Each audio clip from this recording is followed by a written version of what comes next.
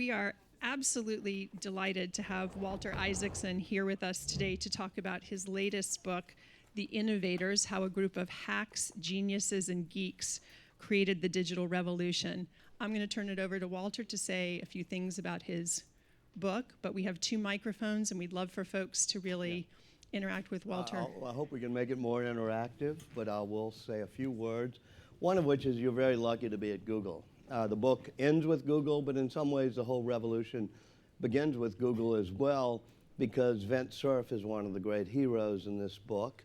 In fact, I did a Google meeting in Washington last week with Vint and Bob Kahn about the creation of the Internet protocols. And one of the things that has sort of surprised me about the digital revolution is most of us have some sense of the history of many revolutions. I mean, we know of George Washington and Ben Franklin and the American Revolution, or the Scientific Revolution and the role the Galileo plays, or the Industrial Revolution. But the history of the digital revolution hasn't really been written, and it's got all these unbelievably fascinating characters in them. Most of them you would have heard of, but people you know wouldn't have heard of. People like Doug Engelbart, Alan Kay, Vint Cerf. And each one of them builds on the creativity of the others, and they create teams to do creativity. There's a collaborative DNA infused in the digital revolution, partly because the tools of the digital revolution were invented collaboratively, like the ARPANET and the Internet protocols, as well as the computer, and partly because the digital revolution is about networking and connectivity, and thus it allows for a collaborative process. In fact, when I was doing this book, I was writing about how the genetic code of the DNA has infused into it this collaborative nature, partly because it was originally created as an ARPANET to allow time sharing and of computers, as well as sharing of research and collaborating on research. And I said, well, you know, it's strange that since Gutenberg invented the movable type printing press, books have been sort of handed down by one author. Let me see if I can use the internet even in doing this book. So I took chapters of this book and posted it a year and a half ago on places like Medium. I've been working with Ev Williams because before Twitter, he had invented Blogger, which was an important step in taking the World Wide Web away from being a publishing medium and being into a community medium. And he had invented Medium. And I put it up and put it on various Wikified sites so people can make notes on it. Now, we've done that for centuries. That's why Ben Franklin invented the Postal Service, was so that his scientific and philosophical papers could be circulated and people could comment on them. And whenever I wrote a previous book or wrote for Time, you'd send your article or book out for what we called comments and corrections, and you'd send it to 20, 40 people. The first day I put the chapter on the personal computer in the sort of California cauldron of tribes in the early 70s, in which the personal computer was born, I got 7,800 comments, which is obviously much more than I'd ever gotten before by circulating my papers to my friends, including people who were there at the revolution. I had talked about the Whole Earth Catalog and the demise party for the Whole Earth Catalog, and how that money from that funded these community computer centers, and how that was part of this cultural stew that helped create the personal computer, taking back access to tools. All of a sudden there's Stuart Brand saying, well, you know, you got it kind of wrong. We were dropping acid at the Whole Earth demise party, and so we had this rock band, and they kept playing, but in between we were giving out we had this stack of $100 bills, and we were trying to figure out how to divvy it up, and he gave me the color on that. Liza Loop, who I'd never heard of, said, wait, you don't understand, it wasn't just hippies like Stuart Brand, there were those of us who were community organizers. We were creating the Community Memory Project. That's how online community bulletin boards really started. So now she's in the book, and now, I put all this stuff in. I even put in a whole section on Dan Bricklin. I hadn't done, one of the things that's a problem in this book is just so much you gotta leave out. But I realized that the creation of application software was something I hadn't delved into enough, and Bricklin had done VisiCalc. And all of a sudden, he's given me all of his papers when he was sitting at the Harvard Business School trying to visualize how he'd do VisiCalc. And so that section's in. So the notion of collaboratively creating a book seemed to come naturally in a book about the digital revolution. And I hope someday, Google Docs is a first step, Medium is a first step, wikis are a step. I hope we will have ways and tools in which narrative history can be curated by somebody like myself, but not written by me, where every one of you who invents some particular product at Google can say, okay, I was in on this, let me upload my oral history, my documents, my sketches, whatever it may be, and we'll have living history books that are collaboratively produced. But mainly, that type of projection into the future, it comes from Alan Kay and Xerox PARC. He said the best way to predict the future is to invent it. But the best way to invent the future is to realize that each new invention is built upon the trajectory from whence we came. And I really wanted to do that for the digital revolution. It starts with my book at least starts with Ada Lovelace, who comes up with the concept of the computer algorithm, but also the concept of the general interest computer, and more importantly, the concept of connecting the humanities to technology. She's Lord Byron's daughter, a poet, but her mother, who doesn't particularly like Lord Byron when Ada is growing up, wants to make sure she doesn't become a poet, so has her tutored in mathematics, mainly, as if being tutored in math were an antidote to becoming poetical. So she develops what she calls poetical science. She combines the two and looks at how punch cards are being used in the looms of industrial England to create tapestries. And her father was a Luddite, and I mean that literally. Lord Byron's only speech in the House of Lords was defending the followers of Ned Ludd, the person who was smashing the mechanical looms in England because he thought they were putting people out of work. But Ada loved the looms and the beauty of connecting the technology and humanities together. And so she looked at her friend Charles Babbage's analytical engine, which was a numbers calculator, basically to do differential equations. And she said, with punch cards, it can do not just numbers, but anything that can be notated in symbols. Meaning, as she put it, it can do art, it can do patterns, it can do words. It could even make musical compositions, something that would have made Lord Byron blanch. And so that notion of a general interest computer comes from her, but also that notion of connecting the arts, humanities side of our brain with the engineering and tech side of our brain. And to me, that's a thing you see all the way through. And I'll show you, I'll leap forward to how it ends with Google, and then we can open up for discussion.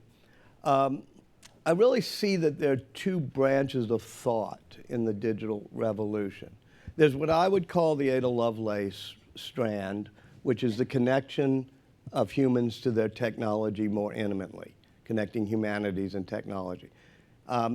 When she said a machine will be able to do everything, she then adds the caveat. She says, except it will never be able to think. It will not originate thought or have imagination. Only humans will do that, and our machines will amplify our imaginations and our creativity. And as partners in symbiosis, technology and humans will work together.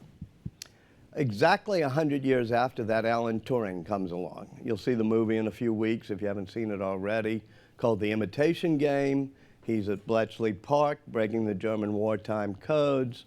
But he's also, as he's using this machine to break human language codes, thinking about the difference between artificial intelligence and human intelligence. So he, like a good historian, building on the inventions of others, knows of Ada Lovelace, has read Ada's notes on Babbage's analytical engine. And so he coins a phrase, Lady Lovelace's objection, to describe Ada Lovelace's view that machines will never think. And he says, how do we know that? How would we know a machine isn't thinking? And he comes up with the imitation game, which we now call the Turing test, which is you put a machine in a room and a human in a room, and you send in questions, and if after a while you can't tell the difference between the machine and the human, then it makes no logical, sensible reason to say the machine's not thinking. You have no empirical data to say the machine's not thinking. Those of you who did philosophy can try to knock down that argument about consciousness and everything else, but leaving that aside, that's the other strand of the digital revolution, which is those who believe in machine learning and artificial intelligence. In your company, amongst your 3 or 4 top people, Larry and Sergey and Eric, there's still that debate on how fast are we doing machine learning, how are we going to create robotics and machines that think without us, versus how do we intimately connect humans to computers. I argue in the book, not forcefully, because the book's a narrative, it's not preaching, it's just the tale, but I just tell the tale, which happens to tell you that ever since Alan Turing came up with the Turing test, it's always been 20 years in the future. There'll be machines that can think and leave us behind. The singularity will happen. I even go through it. I try not to embarrass some of my colleagues in the media. Some are still around. But you can start in 1957 with the perceptron, one of the machines that was supposed to mimic the neural networks of the human brain. And it always says, in 20 years, there'll be machines that can think without us. And every 20 years comes along, and it's always still another 20 years. You can read Ray Kurzweil. It's always 20 years, whether he's telling you in 1990 it will happen or now it's going to happen. They always tell you it's going to happen in 20 years. There's a wonderful guy in the book, Licklider, J.C.R. Licklider. He comes up with the notion of interactive computing because he's doing an air defense system and you can't batch process when a missile may be coming. He also comes up with graphical user interfaces because you can't make a mistake and shoot down the wrong thing. He also comes up with what he calls the intergalactic computer network because he had a good sense of humor and he had 23 air defense stations that had to be connected. So when he goes to the Pentagon, he funds it. It becomes the ARPANET and the internet. But one of the things Licklider said is everybody keeps telling me machines are going to think without us, that we're going to have robots and artificial intelligence and machine learning. They always say it's happening in the future. And I say in the meantime, let's just become more intimate with our machines, connect them more, have graphical interfaces so we feel comfortable with them. That sort of thing. Sometimes when I say that the history of the digital revolution has been the awesome success of the Lady Lovelace strand, which is becoming more intimate, and I get Google Glass this afternoon, which is my next step to being more intimate with my machines. I keep saying that's been awesomely successful, and artificial intelligence has been, there's a wonderful line, not about artificial intelligence, but I use it about that, which is, after decades of rampant growth, artificial intelligence is now entering its infancy. It's always 20 years away. And people will say, well, look at Google. Google is artificial. You know, you can type in anything, and it'll answer. It's like a machine. It can pass virtually the Turing test. First of all, it can't. You can ask Google a really difficult question that none of you know the answer to, like, what is the depth of the Red Sea? Bing, right up top. 5,267 feet. It knows it. Your smartest friends don't know that. But if you ask Google, with all due respect, some question like, can a crocodile play basketball? You're going to end up with the Florida Gators, schedule or something, but you ain't going to end up with an answer to that question. And those of us from Louisiana know a crocodile's not a gator. So I say no. First of all, we haven't gotten to the point where our machine learning replicates or tries to replicate the analog, messy wetware of the human brain in digital form. Secondly, and this is where the book wraps it all together, it was Larry and Sergey at graduate school in Stanford.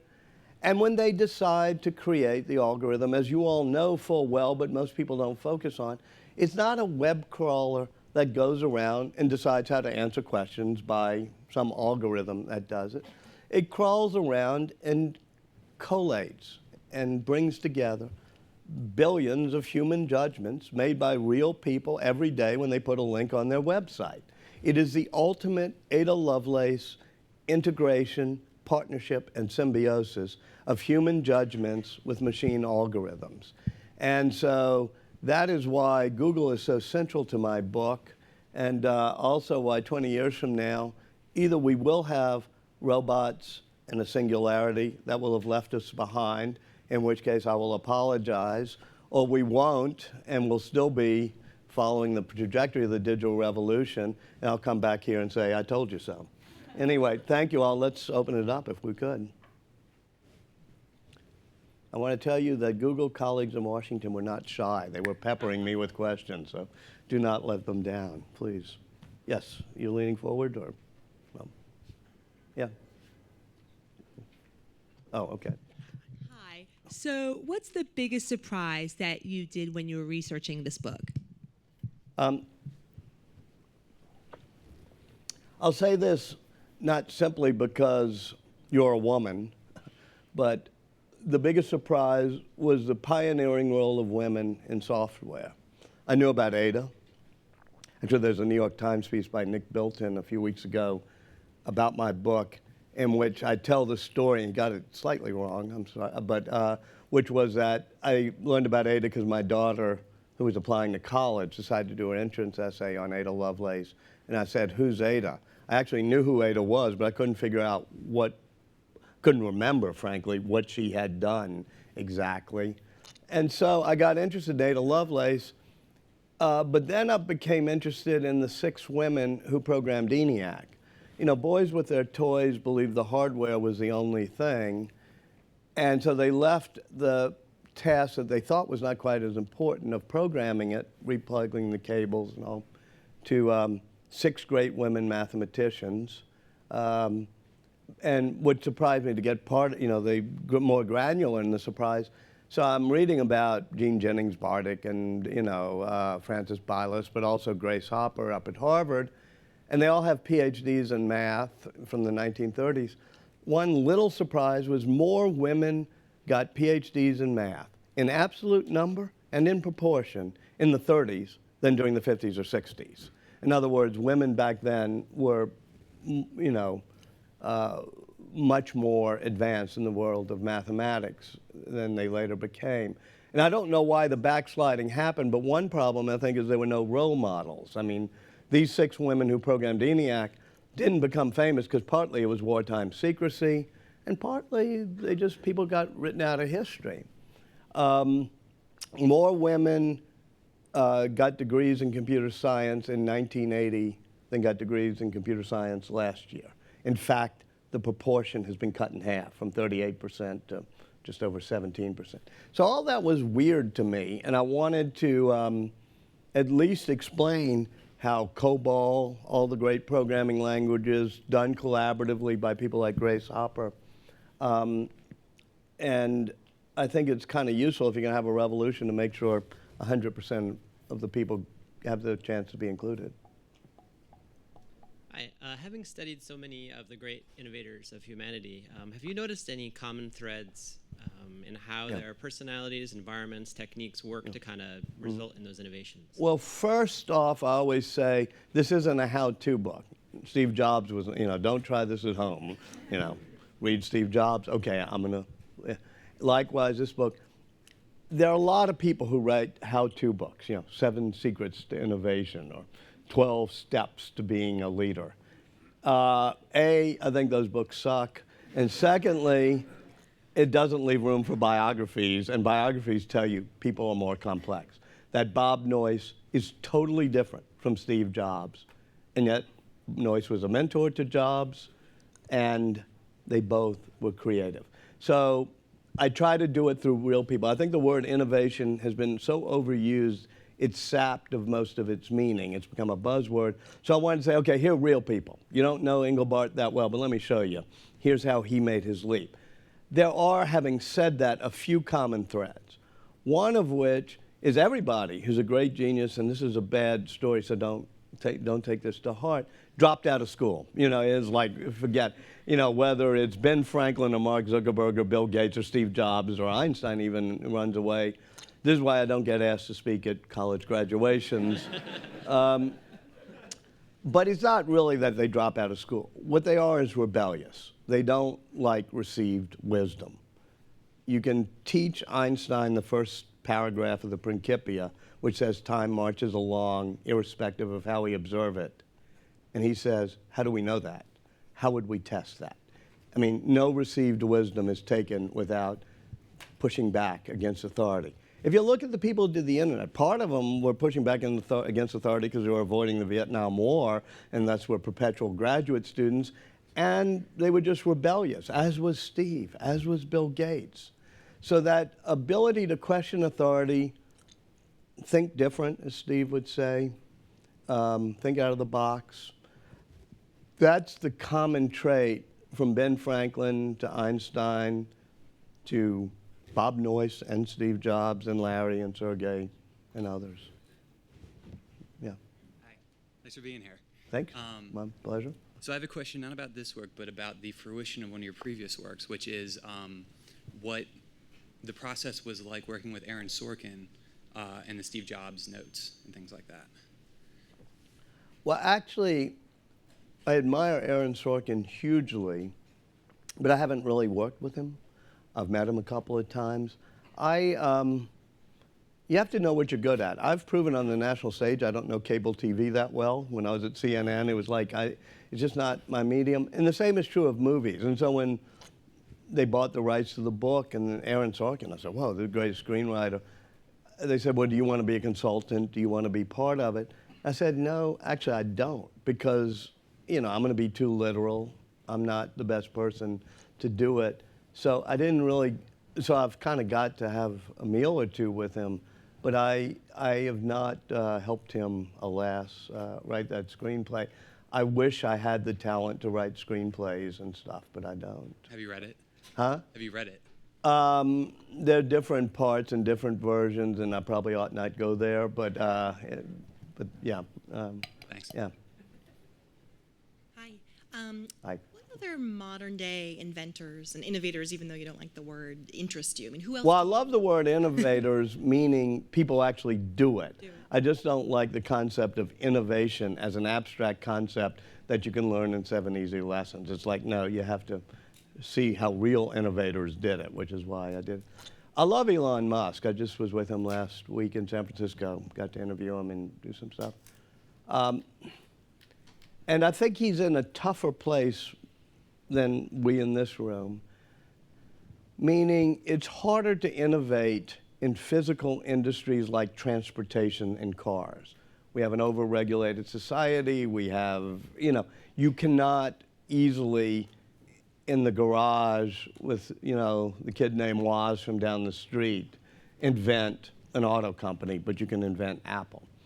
I also think talk about rebellious, talk about questioning authority, whatever. I think he's very good. I'm not just blowing smoke to think that I just get awed by Google at every step of the way and the new things they're doing, including cars, driverless cars and stuff. I watch, Larry Page. I mean, I'm sure you all have met him or listened to him. Larry's mind is so fast that the biggest mistake you can do is have anything that hints at a premise when you're about to ask him something. Because then he decides to drill down and question the premise.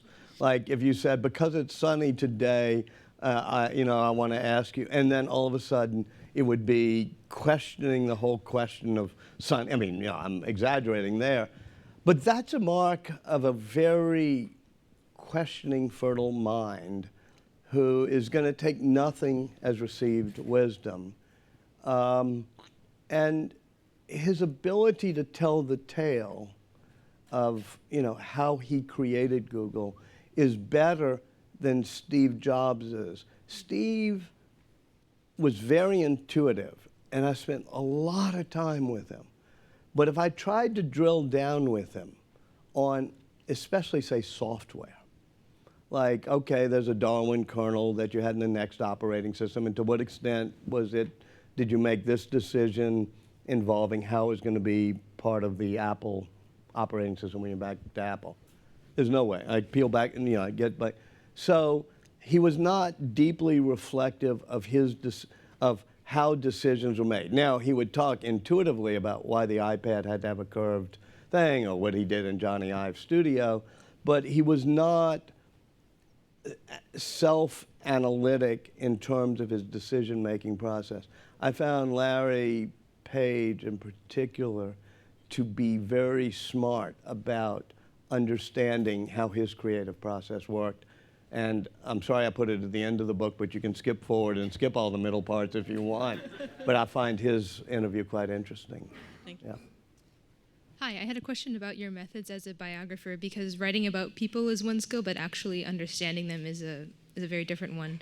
So what is your approach when you come across these very different, unique people? Because if you come with preconceived notions of how to analyze the life and creativity of someone, you end up losing a lot. So what's your method? Is it spending time with them? Narrative tends to distort history because you're sort of trying to push things into whatever arc you've created.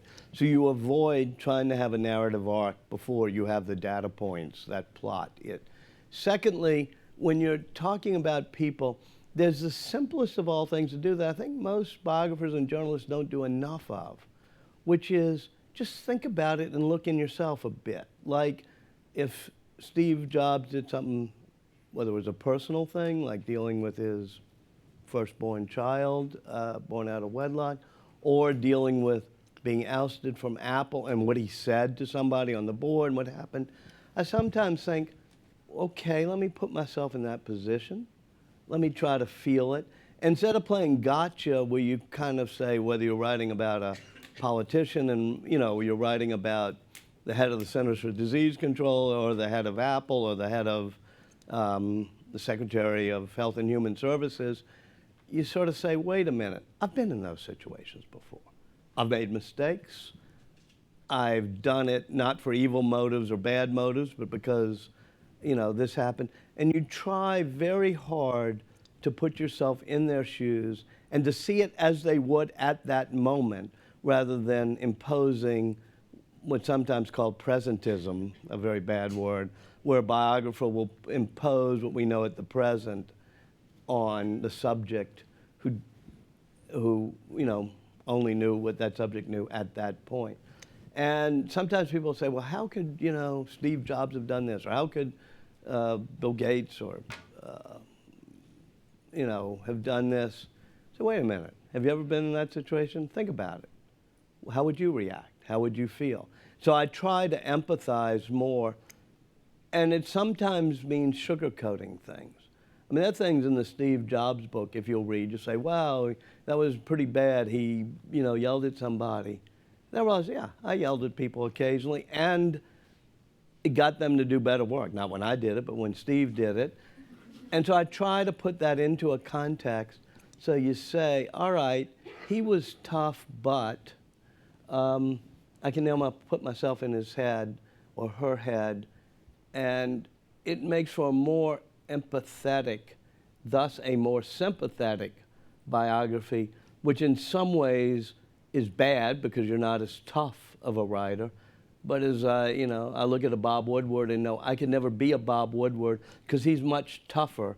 And I would be like saying, well, I can understand why Nixon did that. You know, I probably would have bugged, you know, not really, but you know what I mean? If you get two types of biographers, those that really want to expose things and those that somehow go soft, as we're sometimes accused of, but want to say, yeah, but understand. I mean, I was just rereading a part of my book because I was dealing with Bill Gates, and I wanted to, there's a part of it in which he and Paul Allen have split it 50-50.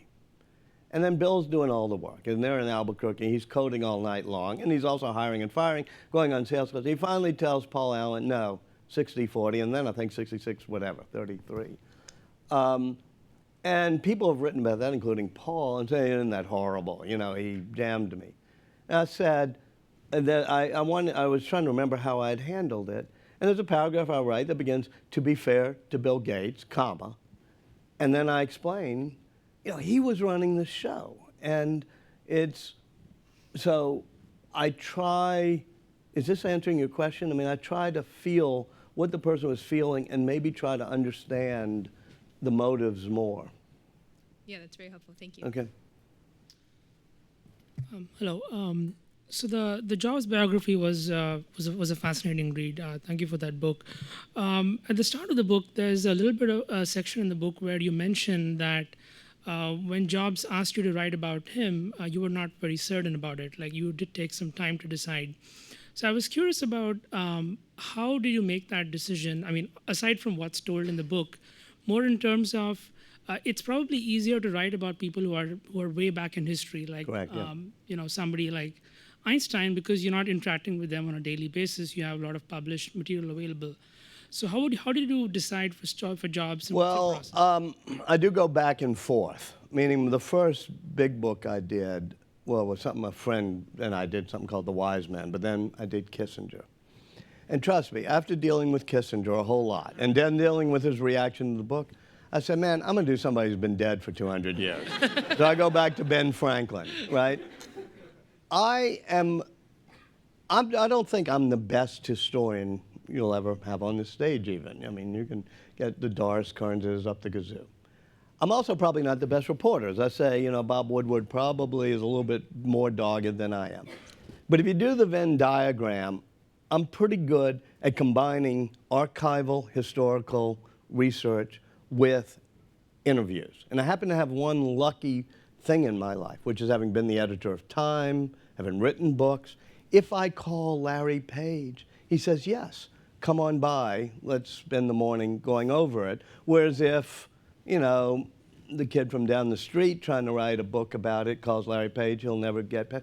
So I have a little bit more entree, which I don't want to screw up. So I try to do more interviews. I mean, I drive up to Gordon Moore's house. I think that's a problem with journalism today, is that it's so easy for people to be journalists and to write their own stuff, that notion of let me rent a car and drive to Gordon Moore's house and hear him tell the story, there's not as much of that done, and there's more, let me tell you why Moore's law doesn't work or does work, or give you my opinion on it.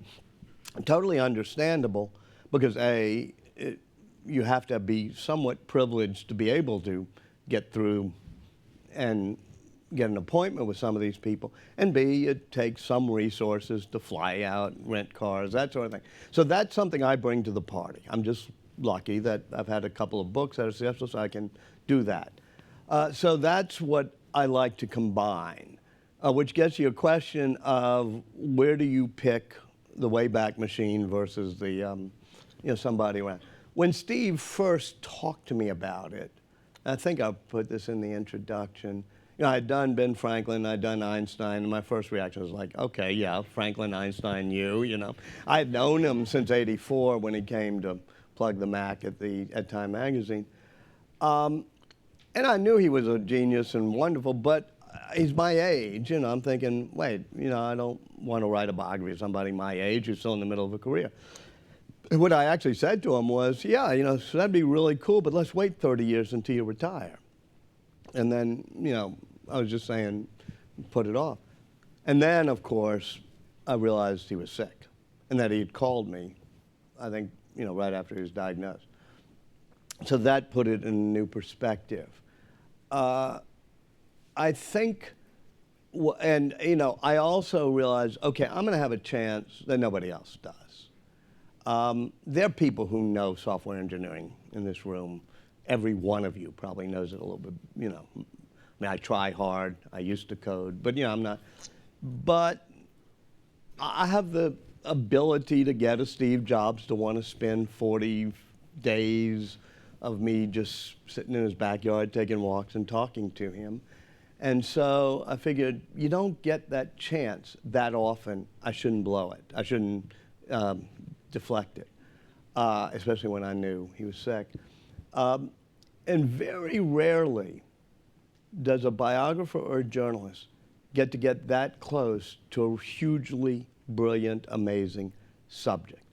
Obviously, Boswell does to Dr. Johnson, but you can list probably on one hand the number of people who've gotten to spend enormous amount of time with a subject as interesting as a Steve Jobs. So obviously I was going to do it. It was just a question of timing. I had been working on this book, The Innovators, for really 15 years, sort of off and on, not knowing. I'd make Andy Grove Man of the Year at Time and spend some time with him. And then I'd collect all my notes on how did Intel get formed. And I knew someday I was going to try to do a history of the digital revolution. And to me, this book is the best of both worlds. Approximately half the characters, there's about 80 characters in the book, 40 done deeply. And about half of them were alive, and I could interview them. All of them were alive. I think I went to interview. So I got, and they're great archives, oral histories, documents. So, and nobody has written a history of the digital revolution. So it's really the best of both worlds, being a historian and being a journalist. So you, I think, framed the book around people who are innovative, or innovators, as you call them. I was just curious to hear, like, if you had any thoughts about what it means for a company to be innovative, if that's even possible, or if that's just the product of a group of innovators coming together. Yeah, it's very difficult to be innovative once you get big and get to become a company. I did ask Steve what was his best product. What was he most proud of, his best innovation? I thought he'd say the Mac or maybe the iPhone. He said, no, creating a product like the Mac or the iPhone, pretty hard. But what's really hard is creating a company that remains creative. And so the best thing I created was Apple, because it's able to remain creative. Why has Apple been able to do it? Take the iPod. I mean, just this huge success. They're making money hand over fist in the early 2000s when this thing comes out. And it is out of whole cloth. You know, who knew we needed 1,000 songs in our pocket? But we did. So then, instead of being happy, all of a sudden he's bummed out. And it's because he realizes somebody could cannibalize it. That if the brain-dead people who make cell phones figured out that they could put music and create a smartphone, that would put iPods out of business. So he creates the iPhone. And the people at Apple say, well, wait, that will cannibalize our iPod business, right? And he says, yeah, but if we don't, somebody else will eat us for lunch. So that's what it takes to avoid what Clayton Christensen calls the Innovators Dilemma, is the willingness to destroy in order to create something new. I mean, I'm a little woozy because I was at 5 a.m. on Bloomberg Financial TV. You know, God knows why. But and so the person kept asking me, but you know, isn't Apple going to hurt the iPad? Aren't they in trouble with the iPad because their phones are becoming bigger? And it's true. I'd no longer take my iPad around town with me, or even on trips sometimes, because I've got, you know, my smartphone. I said, yes, but the whole point I'm making is Apple's not afraid to say, yes, a new iPhone will hurt the iPad market, but just, you know, we've got to go for it. In fact, Apple was reticent, and they didn't make a big iPhone until, as you know quite well, after Samsung, Google, Androids all were coming out, but it remained innovative. Now, obviously, Google does that. Google all the time is like shooting the moon, you know, Sergey in particular doing Google X. And that's really cool. I look at more staid corporations. IBM is a really interesting example. And it's been around for more than 100 years, so it kind of gets it. But you always think they're about to just, you know, jump the shark and be over. That was the way back in my book when the PC comes along and Apple comes along. And then suddenly IBM says, nope, we can actually create a PC. And they get away from headquarters and they do it in Orlando, and boom, IBM PC comes out. It's not bad. Likewise, Xerox decides, you know, we can't just be a copier company, and they create Xerox PARC. But they don't capitalize on it. They do the graphical user interface. They do all the things you find in the Mac, but they don't in the Xerox Star and the Alto. It just doesn't get it. It doesn't work.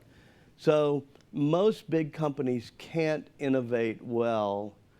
I think it takes a visionary set of leaders who are willing to break China, i.e. destroy the iPad to make the bigger iPhone.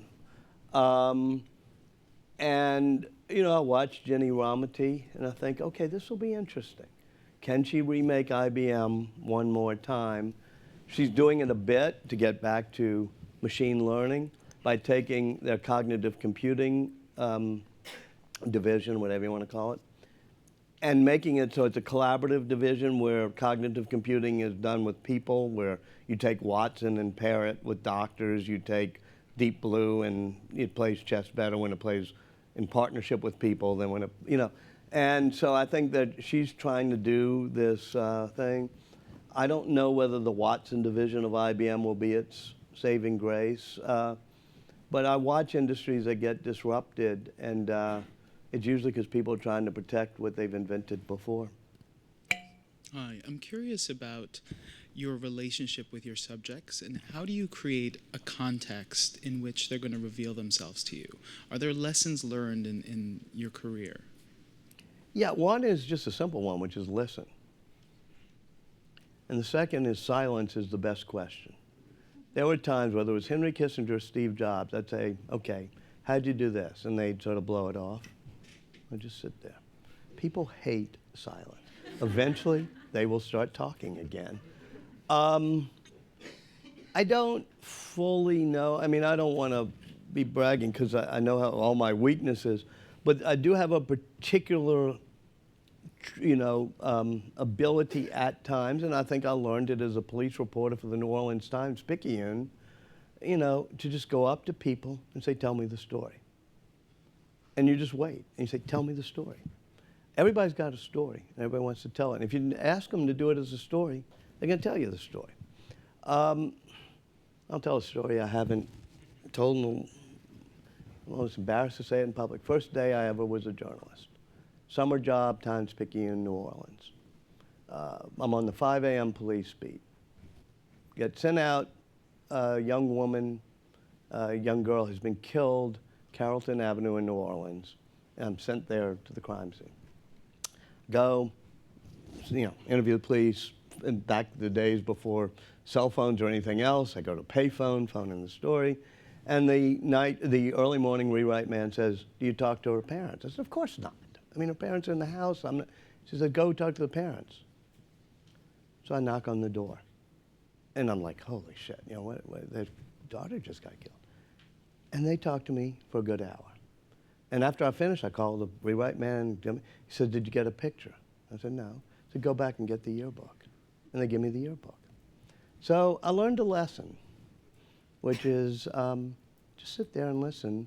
People want to tell you their story. And that has been lost a little bit in journalism these days, which is people want to engage on opinions, but they don't just say, tell me the story. Thank you. Hi, just interested to hear your top list of people you would like to interview throughout history. Interview throughout history. Well, obviously the people I've written about him. If I could have a beer tonight, it would be with Ben Franklin. And I think all of us would. I mean, he would be totally blown away by the question of whether an open Android system or a closed integrated system of hardware and software made the most sense. He would, love I mean, he invented more devices than anybody in this room has ever thought of inventing. I mean, he invented gadgets to take books down from shelves, and he invented a pedometer. He invented, obviously bifocals and lightning rods. So this guy is the most inventive person, and he loves and embraces technology. I also like him because unlike Lord Byron, who was a Luddite, as I said, he's an optimist. One of the weird things I get in this book, in interviews about it all the time, is, isn't technology bad? Isn't it hurting us? Isn't the NSA now spying on it? Isn't life horrible? Isn't Google, keeping track? I go, wait a minute. We own this technology. It's technology, and isn't it putting us all out of work? Well, no, show me the data points. It's creating, as it did in the Industrial Revolution, despite what Lord Byron thought, it's creating all sorts of new economies. So, I'm very optimistic, and Ben Franklin was the most optimistic innovator I've ever written about. So he loved the concept that's at the heart of the digital revolution, which is that the free flow of peer-to-peer information will be the most empowering way to create a new society, to create a democracy, to transform the world. That's what you do at Google. That's what this digital revolution has been about. Personal computers, distributed networks, peer-to-peer. And I would love not to go back and have dinner with Ben Franklin, but to bring him forward and put him here and to let him walk and to fit him with Google Glass I mean, shit, that would be so cool. Yeah. Yes. Hi, thanks for coming over. So I read your book about Steve Jobs, and it was fascinating because he's a very interesting character, and I enjoyed learning about him from your perspective. The one thing I want to ask about your memory with Steve Jobs, maybe that wasn't on the book while you were working with him, that you can share with us? Memories? Or any... Yeah, I mean, there's a particular thing I try to convey it in the book, but it's the most striking thing about him was how emotional he was. I mean, he would cry at times. He'd get worked up. And that intensity of emotion, I think, somebody asked me, what are the keys to, I think you got to be passionate, but more than just passionate, you got to be emotional. Early on in the interviewing process with him, I asked him, what makes a good, we got into this, you got to be a rebel, question authority thing that I said earlier. And he said, but you know my manifesto. And it was the Think Different ad from 1999 or so, which you're too young to remember. But it was this awesome ad that had a print campaign, which was Gandhi and Einstein just said Think Different. But there was a TV ad that Steve helped write. So he's sitting there in his garden, and he recites the entire 60-second ad. Here's to the crazy ones, the misfits, the rebels, the round pegs, and the square holes. He goes on. And then he gets to the end, and we at Apple, we celebrate them because the people who are crazy enough to think they can change the world are the ones who do. And I got a little choked up just saying it because I remember when he said it to me. By the end, he's crying. He's choked up. And I'm going, what just happened here? Did he get something in his eye? Because we're sitting in the... It's like, and he said, you just have to excuse me. There are things that make me so emotional because they're so beautiful to me and so meaningful to me that I get choked up. I go, okay, that's why he's a bit different from you and me, but that's, why he was Steve. Great. Walter, you seem so optimistic about the future, about this digital age compared to other people from what we would call old media. And that's because I got out in the nick of time.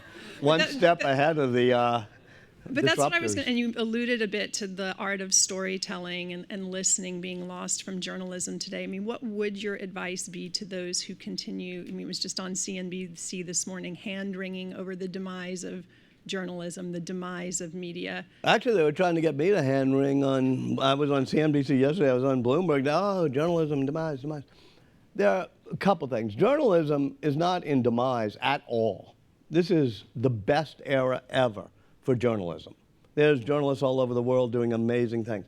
This is a very bad period for the business model for journalism, which is different but not the exact, it's not, it's related, but it's, and the business model got screwed up, and I was one of the people who screwed it up. I was in charge of digital media for Time Inc., and right when the web came along, we were being paid $1 million for a year for AOL and CompuServe and others to put up our news and run the bulletin boards. And the web comes along, it's like, great, we can publish on our own, we don't need AOL. And we were going to do exactly what we did with AOL, which is put up advertising, and we created banner ads and charge the user a certain amount, metered or whatever it would be.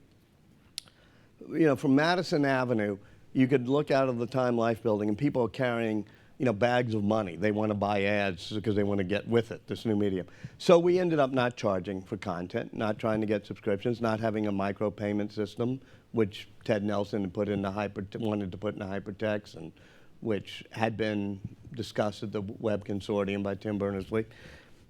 Had everybody set up, it wants to be free, and you don't get it, you're clueless if you don't make everything free because we're going to all do. There is no way advertising will support great journalism alone. Even Henry Luce 70 years ago said, if you're depending on what he called, giveaway journalism to collect eyeballs for advertisers, it's not only morally abhorrent, it's economically self-defeating. I think the latter part was worse to him. And it's true. There are always going to be more websites created than ad dollars added in any given year. Chevrolet's only going to launch a certain number of cars, and even with all sorts of new products, ad dollars go up at best on a small slope, whereas the number of web avails goes up exponentially.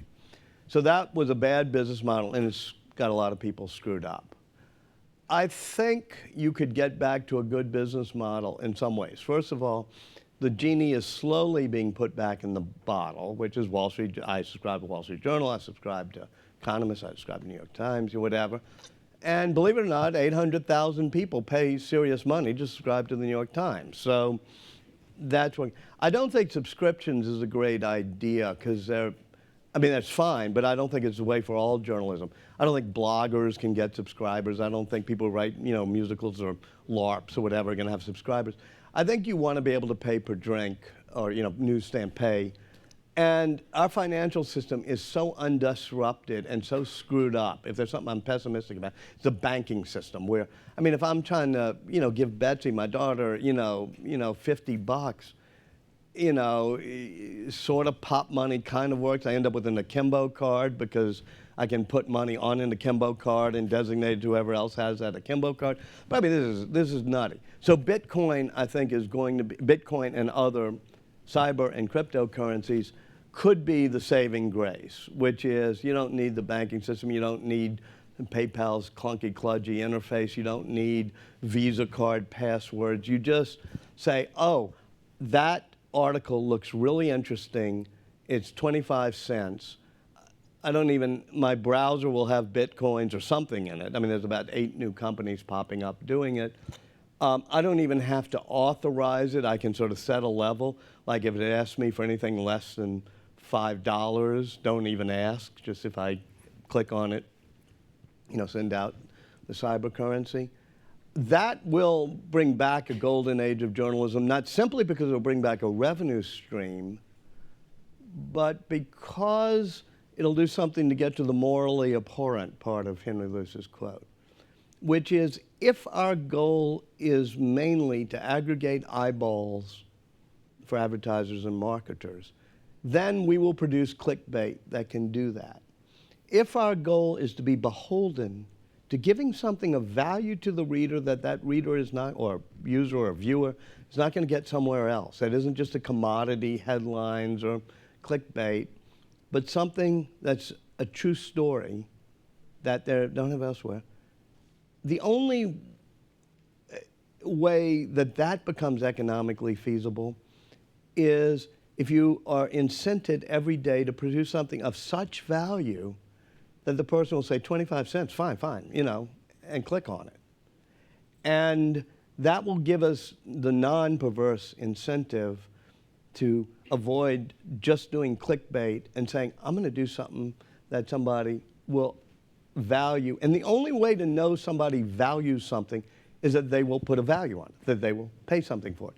So I have this argument with my daughter who believes everything should be free, and I explain to her, since she's a writer and since she's doing a book or whatever, what do you think, how does this work? And don't you want to be incented to provide something so valuable that it's at least worth $1 to somebody who'll click on it? And that will help. And the other I'm sorry to go deep into this, but I worry about it. 2 other technological things. I do think the internet and the digital age in general tends to balkanize. I mean, it used to be, I'm old enough to remember growing up when Walter Cronkite said that's the way it is. Because you could not start a TV network. I mean, maybe Sarnoff did when there were 2 of them and he started the 3rd. But after that, it's kind of hard before cable and digital comes along to start new networks.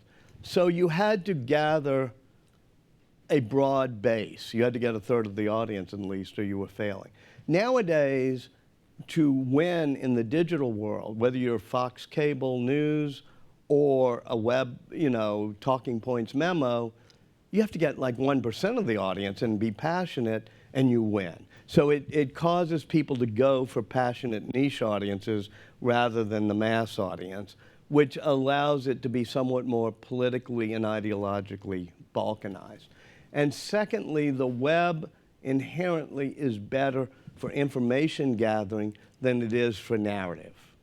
Narrative, especially long-form narrative, and I don't mean this because the technology makes us ADD. I just mean when you're on the web and you're clicking around, that's because you're putting together the thing.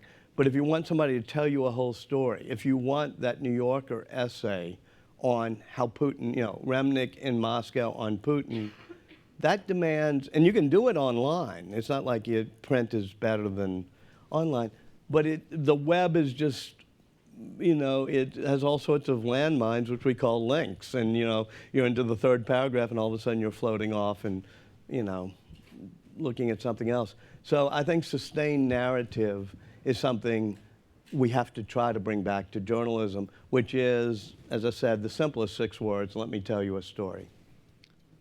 Hopefully a quick closing question. Yeah, 12:59:27. Yeah, I'll go real quick. As a fan of your work, just curious what if you know what your next book or your next topic is going to be. Yeah, the ultimate connection between art and technology. Does anybody have a copy of my book? Yeah, do you have it? I thought I saw somebody with it, because if you'll open to the very last page of the narrative, I don't announce it, but I give a hint, because if you had to pick the ultimate symbol of the connection of the sciences to the humanities, it would be Vitruvian Man, the amazing drawing. And nobody has fully done Leonardo with the science connected to the art. And I want to go back in the Wayback Machine, so I don't have to deal with people anymore. And I want to go to Florence, so I'm going to go do Leonardo. Cool. Thank you all.